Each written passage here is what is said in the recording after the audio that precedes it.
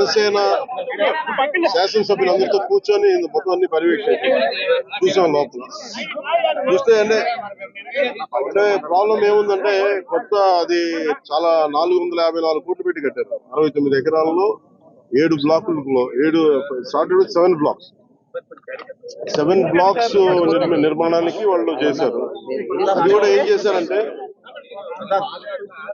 Extension of existing resort కింద చెప్పారు. వాళ్ళు గవర్నమెంట్ జీవోలో ఏముందంటే existence redevelopment of existence resort, that's how they have raised the bill.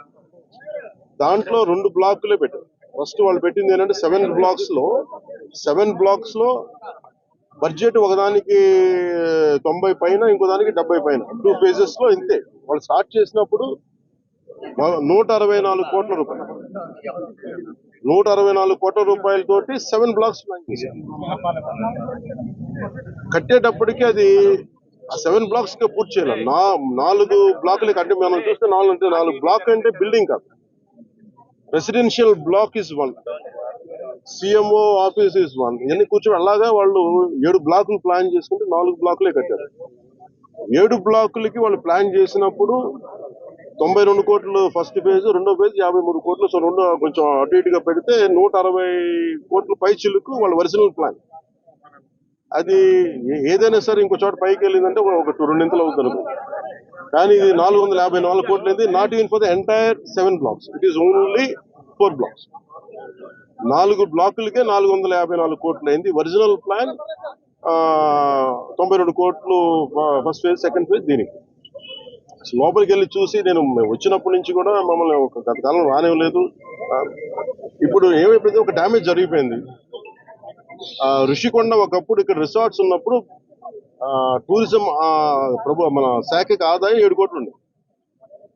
So 7 కోట్ల ఆదాయం కోల్పోగా ఇప్పుడు అదనపు భారం 453 కోట్లు పడి ఇప్పుడు కరెంటు బిల్లు ఆదాయం మన సంవత్సరానికి కట్టాల్సిన ఇంకా ఉపయోగించకుండానే జస్ట్ అది లైట్ లేసి అప్పుడప్పుడు ఏసీ లాంచ్ చేయడానికి ఉట్టినే జస్ట్ ఆన్ చేసి ఆఫ్ చేయడానికి పనిచేస్తున్నది సక్రమంగా అనుకోవడానికి అది సంవత్సరానికి 1 కోటి రూపాయల పైన 15 లక్షలు అవుతుంది. దాని బట్టి అబ్జర్వ్ ఈ మెయింటెనెన్స్ వీటికి 1.5 కోటి అవుతుంది, జస్ట్ మేయర్ మెయింటెనెన్స్. ఇదివరకు 7 కోట్ల ఆదాయం.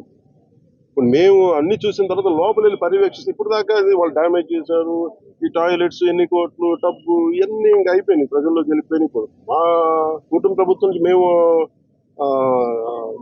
పిఎస్సి చైర్మన్, మన సివిల్ సప్లైస్ మినిస్టర్ మనోహర్ గారితో, టూరిజం శాఖ మంత్రివర్గంతో అందరితో కూర్చున్నప్పుడు, నాతో అంటే జనసేన సభ్యులతో కూర్చున్నప్పుడు, గౌరవ శాఖ సభ్యులతో కూర్చున్నప్పుడు జరిగిన డ్యామేజ్ జరిగిపోయింది. తొలచాల్సిన కొండ తొలిచేశారు, పాడు చేశారు. ఓకే, వీటన్నిటిని మించి ఇప్పుడు మన ముందు ఏముందని దీన్ని how well we can utilize 400 change చెప్పి ఎలా పెట్టాలి. చాలాసార్లు అనేక మార్లు మేము కేబినెట్ మీటింగ్ చర్చించాం. ముఖ్యమంత్రి గారు కూడా దీని మీద ఎలా చేయాలనేది ఆయన అందరిని అడుగుతూ ఉన్నారు. సో మేము ఈ పర్యటన తాలూకు ముఖ్య ఉద్దేశం ఏంటంటే,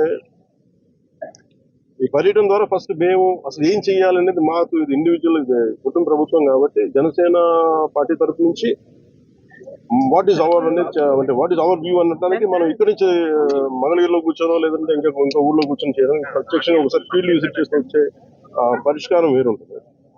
సో లోపలికి వెళ్ళి కూర్చొని మేము చూస్తున్నప్పుడు పెచ్చులు ఊడిపోతా ఉన్నాయి.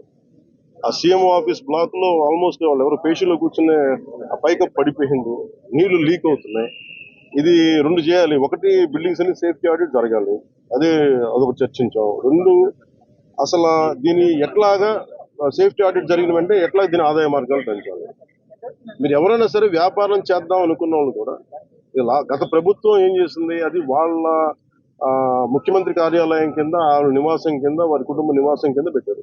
మనం ఆలోచిస్తుంది ఏంటంటే ఇది ఆదాయం, ఇది టూరిజం శాఖ ప్రాపర్టీ, ఇది should remain as Andhra Pradesh government ప్రాపర్టీగా ఉండాలని మా అందరి కోరిక. దట్స్ వాట్ ఒక 4 రెజల్యూషన్ తీసుకున్నాం. ఒక ప్రైవేట్ వ్యాపారం ఎవరైనా సరే 1 కోటి రూపాయలు పెట్టుబడి పెడితే కనీసం ₹1 ఆదాయం రావాలనుకుంటుంది. దీని మీద 453 కోట్ల రూపాయలు పెట్టుబడి పెట్టి కనీసం ముందస్తుగా ఏం చేయాలి, అసలు బ్రేక్ ఈవెన్ ఎప్పుడు అవుతుంది, ఇది ఆదాయం ఎప్పుడు మారుతుంది అనేది ఏం చెప్పంటే మన మైస్ అనేది ఒక యాక్రోనిమ్ చెప్పారు. ఏంటంటే MICE acronym meetings, incentives, exhibition and conference. ఇది ఏంటంటే దుబాయ్ ఇస్ మైస్ డెస్టినేషన్ అంటారు. అలాగే వైజాగ్ ఇది మన మీటింగ్స్ కానీ లేదంటే ఏదైనా పెట్టుబడులు పెట్టడానికి ఇన్సెంటివ్స్ ఇవ్వడానికి కానీ లేదంటే కాన్ఫరెన్స్ పెట్టుకోవడానికి బ్యూటిఫుల్ ప్లేస్ కాన్ఫరెన్స్ పెట్టుకోవడానికి లేదంటే ఎగ్జిబిషన్స్ పెట్టుకోవడానికి వీటన్నిటికీ కూడా డెస్టినేషన్ మ్యారేజ్ వీటన్నిటికీ ఉంటుంది. దాంట్లో భాగంగానే దీన్ని మైస్ ఈవెంట్ టోటల్ పాలసీలు దీన్ని పెడితే బాగుంటుందని కోరిక. అలా కాకుండా మనం 453 కోట్లు పెట్టి దీన్ని ఒక ఎగ్జిబిషన్ లాగా అందరూ అంటే మేము ఇచ్చిన మేజర్ ప్రపోజల్ ఏంటంటే మేము తీసుకున్న మేజర్ రెజల్యూషన్ ఏంటంటే it is not about football. మనం టికెట్లు పెట్టేస్తే ఎంత వస్తుంది బాగా ఉంటుంది తప్ప ఈ 450 అంటే నేను ప్రభుత్వం should think like proper business. నేను టూరిజం శాఖ కూడా అది చెప్పాను. మీరు 453 కోట్లు ప్రజాధనం పెడితే 453 కోట్లు ఎప్పుడు బ్రేక్ ఇన్ అవుతే అది ఎప్పుడు ఆదాయం వస్తుంది.